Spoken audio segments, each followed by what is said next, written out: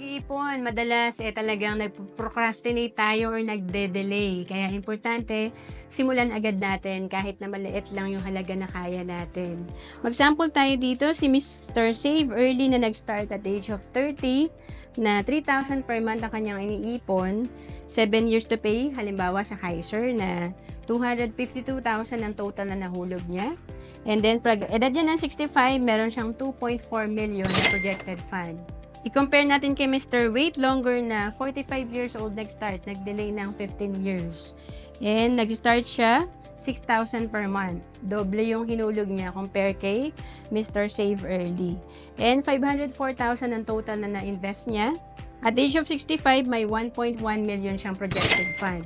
So, ang laki ng difference, 2.4 million versus 1.1 million, tapos dinoble pa yung investment ni Mr. Wait Longer.